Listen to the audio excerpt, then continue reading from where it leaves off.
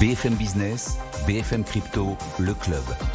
Sandra Gandoin. Bonjour à tous, bienvenue dans le club BFM Crypto. Je suis ravie de vous retrouver pour cette nouvelle émission questions-réponses, comme tous les jeudis, avec Stéphane Ifra, Senior Manager chez Coinhouse. Bonjour Stéphane. Bonjour Sandra. Ravi de vous avoir dans l'émission. Morgane Elland, fondatrice de Crypto 360, sera avec nous dans un instant en direct. Émission questions-réponses, car vous le savez, vous pouvez nous écrire, poser toutes vos questions sur la crypto à cette adresse crypto@bfmbusiness.fr.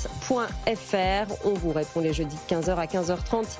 Le club BFM Crypto, c'est parti. Et cette première question d'Arty pour vous, Stéphane. Pouvez-vous nous en dire un peu plus sur la location d'infrastructures de minage Bitcoin ? Alors effectivement, c'est assez technique pour ceux qui veulent quelque part participer au protocole Bitcoin. Oui, parce qu'on m'a souvent posé la question, est-ce qu'aujourd'hui on peut participer au minage ? Alors historiquement, les gens pouvaient faire du minage juste à partir d'un ordinateur et on va dire se brancher sur le protocole et participer au protocole. Aujourd'hui, plus personne ou quasiment plus personne ne fait ça. Pourquoi ? Parce qu'à un moment donné, on est un ordinateur ou une puissance de calcul parmi un très très large nombre d'autres opérateurs, et la probabilité de gagner quand on est très très très nombreux, elle devient de plus en plus faible. Et donc par contre les coûts, acheter votre machine, la faire tourner, donc payer de l'électricité, celui-là il est certain. Et donc ça ne vaut le coup de participer que quand on fait souvent partie d'un pool. Et ensuite, quand on veut rejoindre un pool, il y a deux manières de faire. Soit on va quelque part acheter la machine et la donner à quelqu'un à opérer, parce que souvent c'est un petit peu technique pour opérer ce genre de machine, et on n'a pas forcément envie de le faire, on n'a pas forcément la compétence pour le faire, on a juste le montant initial d'investissement. Soit on va carrément louer à la fois la machine et l'infrastructure, et finalement on va financer quelqu'un qui va le faire pour nous, en échange évidemment d'une partie des rewards qui vont être générés. Voilà. Comment ça se génère ces rewards ? Effectivement, on va rejoindre un pool, donc quelqu'un qui a une grosse capacité de calcul. On ne va être qu'un petit bout de cette capacité de calcul. On va avoir un pourcentage finalement dans ce pool. Comme ce pool est suffisamment gros et suffisamment professionnel, lui, il va gagner statistiquement des blocs. Et nous, on va récupérer notre pourcentage dans le pool fois le nombre de bitcoins qui vont être gagnés par ce pool-là. Et donc, on va avoir une rémunération régulière par rapport à notre investissement. C'est quoi les risques, les economics finalement ? Parce qu'en fait, quelqu'un qui rentrerait dans le minage, c'est un industriel. Alors évidemment, quand on est particulier, on n'est pas industriel. Non. C'est pour ça qu'il faut participer à un mécanisme qui, lui, a une approche industrielle. Les risques, c'est quoi ? C'est le risque d'obsolescence de machines, parce qu'en fait, régulièrement, souvent, c'est des ASIC qu'on utilise, donc c'est le nom des machines. Il y a des upgrades, et donc il faut mettre à jour ces machines, sinon elles sont moins performantes. Les nouvelles qui arrivent sur le marché, elles sont plus performantes, et donc statistiquement, elles vont gagner plus de blocs. Donc il y a la machine, le fait de pouvoir opérer la machine le plus souvent possible, donc ce qu'on appelle l'uptime, c'est quand est-ce que la machine est disponible pour résoudre et pour essayer de gagner des blocs. Ensuite, il y a le coût de l'électricité.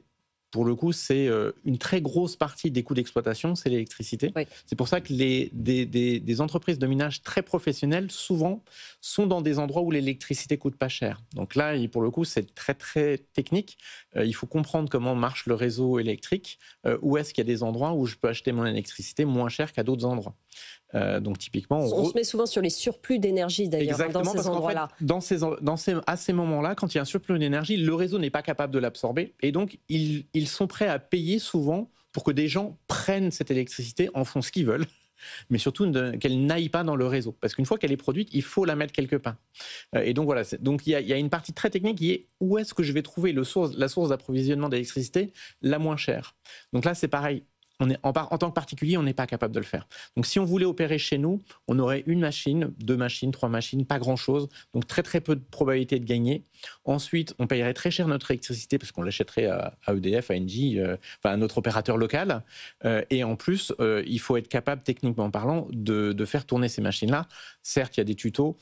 C'est pas si simple que ça. Oui, effectivement, et c'est une bonne explication, mais on peut quand même, via des boîtes françaises d'ailleurs, alors oui, effectivement à ce minage. J'ai 2 noms de boîtes françaises, donc il y a une boîte qui s'appelle Miners France et une autre boîte qui s'appelle blob.io que j'ai rencontrée il n'y a pas très longtemps. Donc c'est des gens qui ont pignon sur rue, C'est un métier assez technique, comme je l'ai dit, un peu compliqué, mais c'est des gens, voilà, c'est des entrepreneurs qui ont monté leur boîte et qui arrivent comme industriels sur ce secteur-là. Exactement. Une question pour vous, Morgane. Vous nous avez rejoint. C'est Makou qui vous demande: je vous écris depuis le Togo. À quel moment de ce cycle peut-on investir dans les crypto-monnaies? Et c'est vrai que cette semaine, c'est une question particulièrement pertinente, Morgane. Bonjour Sandra, bonjour tout le monde. Alors, j'aime beaucoup cette question. Merci beaucoup parce que ça me permet de reprendre un petit peu les bases. Pour les débutants, les personnes qui n'ont jamais investi 1 euro dans cet écosystème, mais également pour les personnes qui ont déjà peut-être investi et qui se demandent si c'est le bon moment pour réinvestir. Alors, la question ici de notre auditeur au niveau du temps, puisqu'il nous parle du cycle de 2024-2028, il fait référence ici au cycle de 4 ans, le cycle de 4 ans qu'on connaît dans notre écosystème qui est drivé souvent par Bitcoin. Alors, l'idée, ça va être, si vous posez cette question, est-ce que je dois rentrer maintenant ou pas dans le marché? La meilleure stratégie que je peux donner et qui fonctionne pour tout le monde, c'est une stratégie dont on a déjà parlé dans l'émission, qui est la stratégie du DCA, le Dollar Cost Averaging. Qu'est-ce que ça permet de faire? Ça permet de rentrer dans le marché, d'acheter un actif toujours avec la même fréquence. Donc ça peut être 1 fois par mois, 2 fois par mois, 1 fois par semaine. Vous choisissez la fréquence qui vous parle le plus, vous choisissez évidemment l'actif, la somme que vous allez mettre et vous acquérissez en fait cet actif au fil du temps, peu importe son prix. Pourquoi est-ce que c'est une stratégie qui est redoutable? Eh bien parce qu'on va totalement faire fi finalement de nos émotions. On ne va pas chercher à timer le marché, c'est-à-dire trouver le meilleur point d'entrée, réfléchir quand rentrer, peu importe. En fait, ce qui est intéressant avec le DCA, c'est qu'on peut rentrer quand on veut dans le marché et qu'on va surtout garder nos émotions en contrôle. Quand on investit dans ce secteur, et le DCA est vraiment une belle preuve de ça, c'est qu'en fait, il ne faut pas avoir peur de rater le train qui est en marche. On parle du FOMO, le Fear of Missing Out. Eh bien, avec le DCA, vous n'avez pas du tout cette question à vous poser. Est-ce que je devrais rentrer maintenant? Est-ce que je dois attendre? Parce qu'en fait, on est dans un marché qui est volatile, Sandra. Il peut monter, il peut descendre. On est aussi influencé par les décisions macroéconomiques. Il peut y avoir des hacks, il peut y avoir des bonnes nouvelles, des mauvaises nouvelles. Alors, le mieux, c'est de rentrer peu importe quand, mais une stratégie qui est très très redoutable, c'est le DCA, et vous commencez à acheter un actif, peu importe son prix, d'autant plus si vous avez bien une belle conviction, par exemple sur Bitcoin, et que vous avez cette possibilité d'avoir cette position d'investisseur, de holder, avec une vision long terme. Donc le DCA, c'est vraiment ce que je vous recommande, et on peut le faire de 2 manières, soit en automatique, et là vous pouvez le faire sur des grands exchanges, donc de manière automatisée, l'exchange va passer l'ordre pour vous, soit de manière manuelle, et même depuis les portefeuilles, c'est aussi une option. Donc c'est ce que je recommanderais, et c'est possible pour n'importe qui, partout dans le monde. Donc peu importe d'où vous nous écoutez, sachez que le DCA, en tout cas, c'est une bonne stratégie pour ne pas avoir à vous poser justement cette question. Exactement. Merci Morgane pour cette réponse. Jean-Charles vous demande, Stéphane, pouvez-vous m'informer si la plateforme Soap Capital Plus est sérieuse et si Mayfield Education Institute est aussi sérieux? En effet, le professeur Amaury Duré, il préconise des infos pour trader via une IA révolutionnaire, et j'aimerais bien savoir, Jean-Charles aimerait bien savoir ce que ça vaut. Alors, c'est des projets déjà sur lesquels il y a assez peu d'informations, donc j'ai quand même été creusé. Pour le coup, c'est des projets que je ne connaissais pas. Pour le premier, Soap Capital, j'ai trouvé effectivement une app mobile. Donc, il y a quelque chose qui existe dans votre App Store ou dans votre Google Store, où elle est accessible. Il y a un site Internet qui en parle. Par contre, il n'y a aucune référence de société qui est fait référence. Il y a... la société se présente comme présentant des signaux de trading. Donc ça, a priori, il n'y a pas forcément besoin, ce n'est pas une activité qui est régulée en tant que telle. N'empêche qu'on est quand même dans le monde de l'investissement, c'est quand même mieux d'avoir des sociétés qui sont régulées. Par contre, j'ai vu plusieurs alertes sur des sites qui justement référencent des arnaques. Et il semblerait, et je dis bien il semblerait, je n'ai pas été vérifié par moi-même, que le projet Soap Capital soit une arnaque ils appellent ça aux frais anticipés. C'est-à-dire qu'en gros, vous avez déposé de l'argent, vous avez l'impression de gagner de l'argent, et pour récupérer votre argent, il va falloir payer. Voilà. Donc attention danger. Encore une fois, je ne sais pas si c'est une arnaque ou pas, mais quand on commence à voir ce genre de remarques sur plus qu'un site, c'est qu'il y a peut-être quelque chose, sachant qu'en plus, quand on va creuser un petit peu sur le site internet, on voit très très peu d'informations qui remontent. Il n'y a pas de régulation, il n'y a pas véritablement de gens ou de sociétés derrière qui est connu. Donc attention danger. Quant au deuxième sujet, Mayfield Investment Education, le monsieur qui est mentionné, le professeur Amaury Duret, celui-là, j'ai fait une petite recherche Google, donc ça m'a pris 2 minutes. On ne le trouve qu'à 2 endroits, au niveau du projet et au niveau d'un média qui n'est pas très très fiable historiquement, notamment dans le monde crypto. Donc là, c'est pareil, attention danger. Et en plus, sur ce site-là, on vous promet un taux de succès, un taux de réussite de plus de 92%. Ce qui en finance n'existe à peu près jamais, sauf si vous allez chez le hedge fund Renaissance, dirigé par Jim Simons, qui n'a plus aucun client parce que ça l'embête d'avoir des clients, et qui, lui, effectivement, a un track record extraordinaire. Voilà, donc là, je dirais, ce qu'il faut avoir comme réflexe quand on est face finalement à ces projets-là, il y a très peu d'informations. Il faut avoir une petite checklist. La checklist, c'est est-ce que le projet, quelque part, apparaît sur le site de l'AMF, soit parce qu'il a un enregistrement, un agrément, soit parce qu'il est sur une liste noire, l'un ou l'autre. Deuxièmement, est-ce qu'il y a des promesses qui sont faites, qui sont irréalistes? Globalement, si on vous promet des gains dans plus de 70% des cas, ça n'existe pas. Le très bon trader, il a raison entre 55% et 60% du temps. Voilà. Dans le monde professionnel. Ensuite, est-ce qu'il y a des preuves externes? Est-ce qu'il y a des gens extérieurs qui parlent du projet ou des gens qui sont sur le projet? Et enfin, les canaux de contact, c'est comment vous êtes démarché. Typiquement, quand on est démarché sur Telegram, sur WhatsApp, ça sent pas très bon.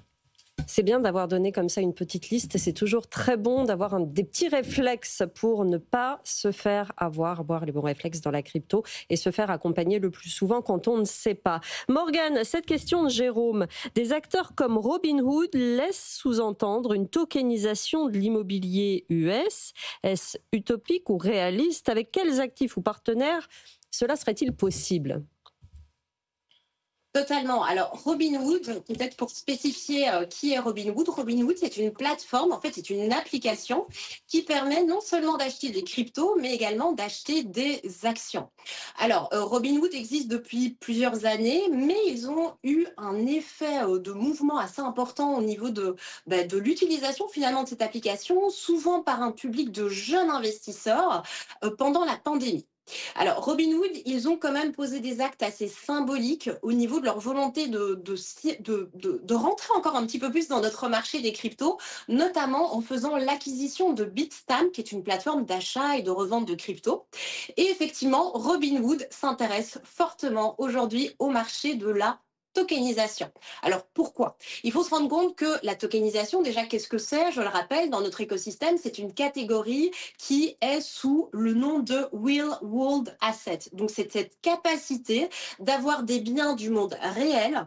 On va avoir une traduction de ces biens du monde réel sur la blockchain sous format de jetons, c'est-à-dire de tokens que l'on va pouvoir acheter et revendre avec une facilité qui est quand même beaucoup plus importante puisque, je le rappelle, notre marché est ouvert 24/24 et dans le cadre de l'immobilier, par exemple, on ne doit plus passer par un notaire, il y a un marché secondaire, une vente qui est extrêmement rapide des tokens et donc c'est très très intéressant. Alors pourquoi est-ce que Robinhood s'intéresse aujourd'hui à la tokenisation et la tokenisation immobilière? Eh bien en fait, quand on regarde ce qui se passe en ce moment dans le monde, on a notamment des grandes banques comme JP Morgan, Goldman Sachs qui s'intéressent à la tokenisation.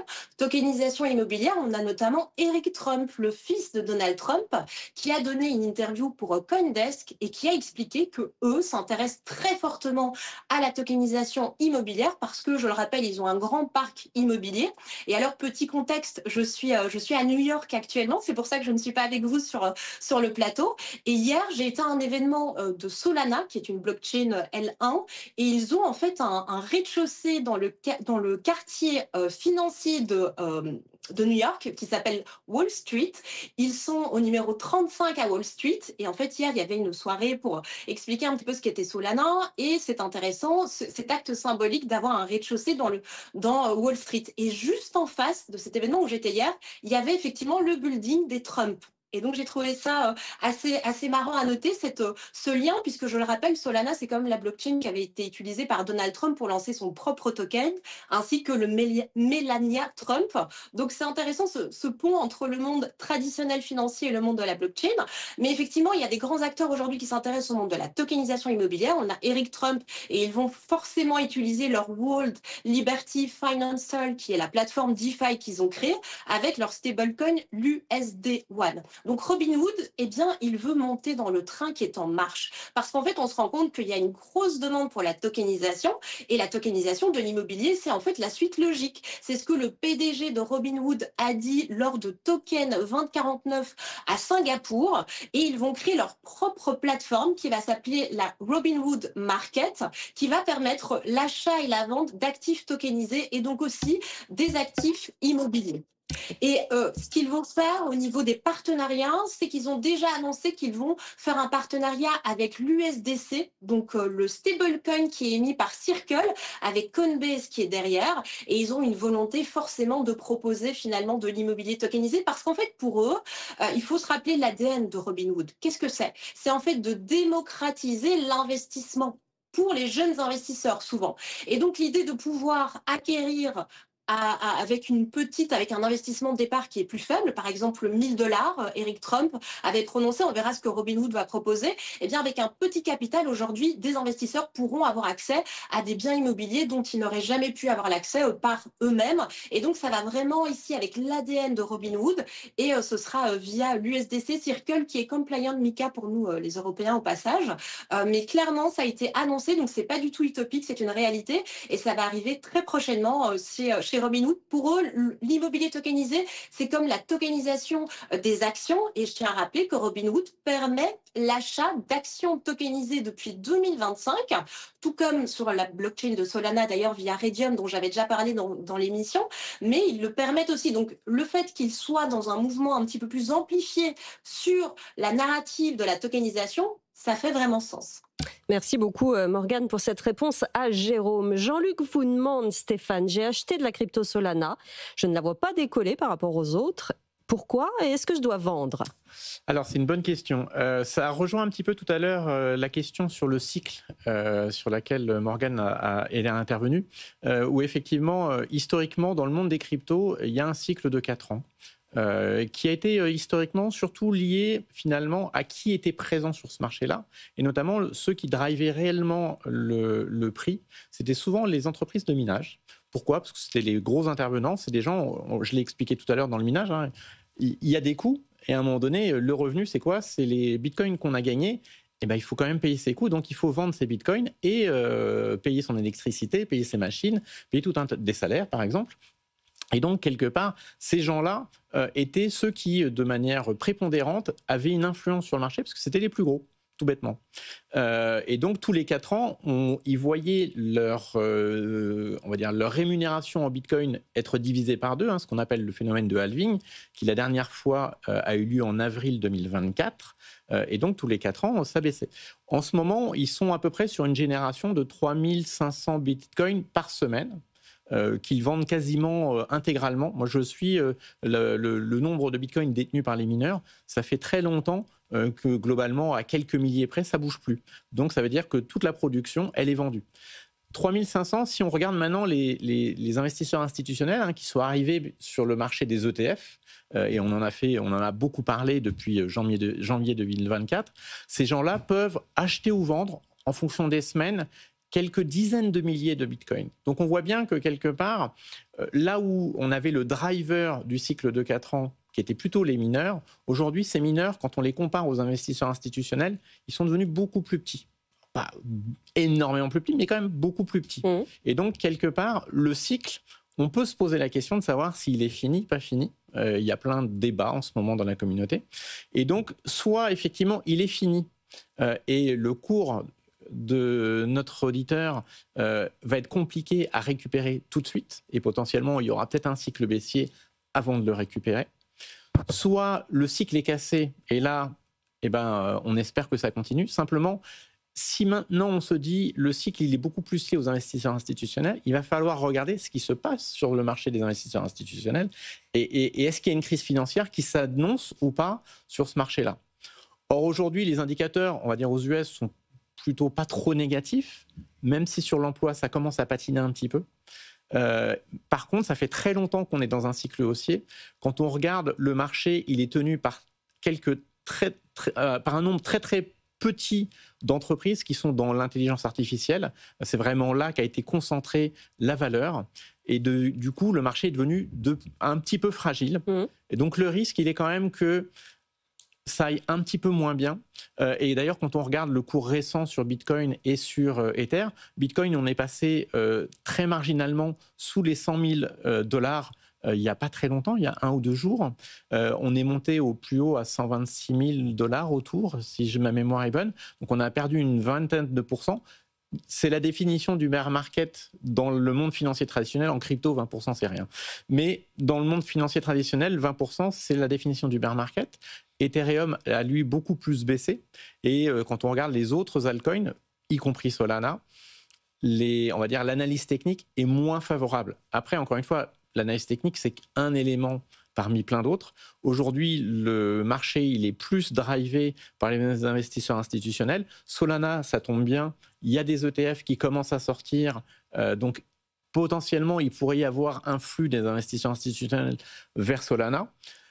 Attention là-dessus, quand les ETF sur Ethereum sont sortis 6 mois après les ETF sur Bitcoin, ça a mis très longtemps à ce que la mayonnaise prenne auprès des investisseurs institutionnels. Maintenant, c'est devenu un réflexe chez eux, et on voit quand on regarde les flux Bitcoin et Ethereum chez les investisseurs institutionnels, c'est pas la même chose, mais en tout cas, il n'y a pas d'ordre de grandeur énorme entre les deux. Solana, aujourd'hui, ça reste tout petit, et il va falloir convaincre ces mêmes investisseurs qu'il faut qu'ils aillent voir au-delà de Bitcoin, Ether, et là, la dynamique de prix va être importante. C'est une question de conviction, vous l'avez dit. Une dernière question pour vous, Morgane. Patrick vous demande, pensez-vous qu'un profil bon père de famille intolérant au risque devrait avoir du Bitcoin? Vous avez 3 minutes, Morgane.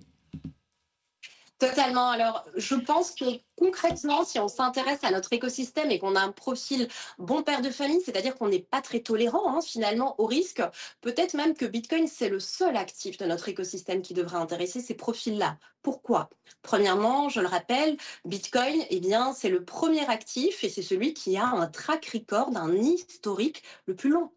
Bitcoin a été pensé par Satoshi Nakamoto en écrivant le white paper en fin 2008, le 31 octobre pour être plus précise, mais il a été créé pour la première fois en janvier 2009. C'est l'actif qui a 16 ans d'ancienneté. Donc, c'est l'actif auquel on peut avoir le plus confiance, en plus de toutes les valeurs qu'a en Bitcoin que les autres actifs qui sont beaucoup plus jeunes, c'est-à-dire beaucoup plus volatiles, ne vont pas avoir. Bitcoin, c'est non seulement un actif qui est le plus ancien, mais c'est aussi un actif aujourd'hui qui est acheté par des sociétés qui sont cotées en bourse, qui intéressent aujourd'hui le monde traditionnel.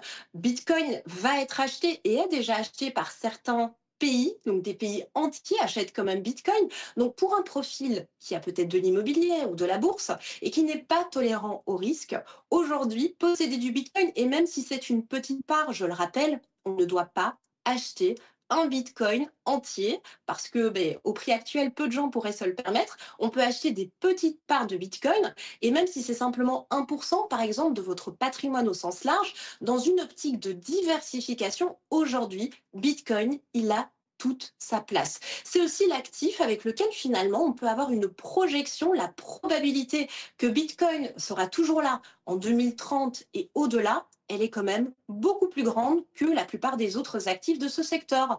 Parce qu'on sait que Bitcoin est rare, je tiens à le rappeler, 21 millions de Bitcoin. Il n'y aura plus jamais de création de Bitcoin à partir de 2140. C'est un actif qui est rare, c'est un actif qui est courtisé aujourd'hui par les plus grands. L'offre et la demande feront qu'en plus, le futur de Bitcoin, alors même si ce n'est pas demain, mais dans les années à venir, il est plutôt brillant. Donc posséder aujourd'hui du Bitcoin, ça a du sens, même pour un profil bon père de famille, surtout dans une notion de diversification. Et je pense réellement que c'est un actif qui va de plus en plus faire partie de la plupart des patrimoines des investisseurs. En tout cas, je le souhaite. Et je pense réellement qu'un profil bon père de famille qui finalement souhaite avoir différentes classes d'actifs devrait se munir un petit peu de Bitcoin. Donc ma réponse, elle est clairement oui. Exactement, une réponse donnée depuis New York. Merci beaucoup Morgane Nlandu d'avoir été avec nous en direct et on vous retrouvera évidemment la semaine prochaine. Vous confirmez tout ça, ce que vous venez d'entendre, Stéphanie Fra? Oui, je pense qu'il faut effectivement, en termes de diversification, en avoir un petit peu pour booster un peu les rendements, puisque l'espérance de gain est certainement supérieure à pas mal d'autres actifs. Comme c'est risqué, on en met peu. Et on pense long terme, et voilà, et on fait en DCA aussi, si ça vous rassure, comme on l'a expliqué en début d'émission. Merci aussi Stéphanie Fra d'être venue aujourd'hui, Senior Manager chez Coin House. Vous pouvez retrouver cette émission en podcast et en replay sur notre appli, sur notre site. On est avec vous tous les jours de 15h à 15h30, BFM Crypto. Je vous laisse entre les mains de BFM Bourse. Bonne journée sur BFM Business. BFM Business, BFM Crypto, le club.